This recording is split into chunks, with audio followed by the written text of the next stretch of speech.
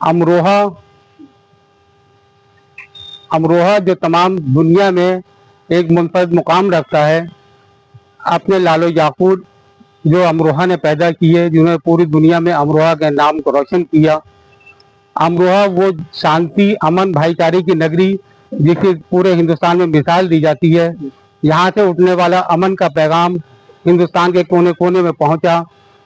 हमारी कोशिश यह है कि खानकाहों के जरिए, अमरोहा की खानकाहों के जरिए और खुसूसन हज़रत मखदूम सैयद शहाबुद्दीन बख्शी चिश्ती रहमतुल्लाह अलैह की खानकाह के जरिए एक पैगाम जो हिंदुस्तान के कोने कोने में पहुंचे, वह है अमन, भाईचारा, मोहब्बत का पैगाम, मुल्क की सालमियत, एकता और अखंडता का पैगाम।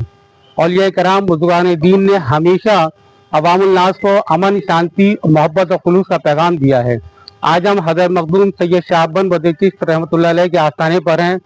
आपका 460वें उर्स मुबारक का आगाज अभी परचम कुशाई से हुआ है, जो मौलाना तौहीद रज़ा साहब, मंसूर अहमद एडवोकेट साहब, हाजी खुर्शीद अनवर साहब, सरताज आलम मंसूरी साहब और दीगर तमाम अकीदतमंद और हजरत के जो ये खिदमत गुजार हैं, जिनमें मैं नाचीज़ भी शामिल हूँ, वो सब यहाँ मौजूद थे और उर्स का आज आगाज हुआ।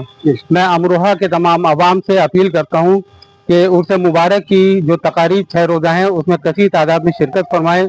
कल सुबह 11 बजे खानकाह शरीफ मोहल्ला पीरजादा में हज़रत बख्शी चिश्ती रहमतुल्लाह अलैह के सज्जादा नशीन हज़रत मखदूम ज़ादा शाह सैयद मसूद आलम रिजवी चिश्ती किरमानी के दस्ते मुबारक से तबरुकात की ज़ियारत कराई जाएगी।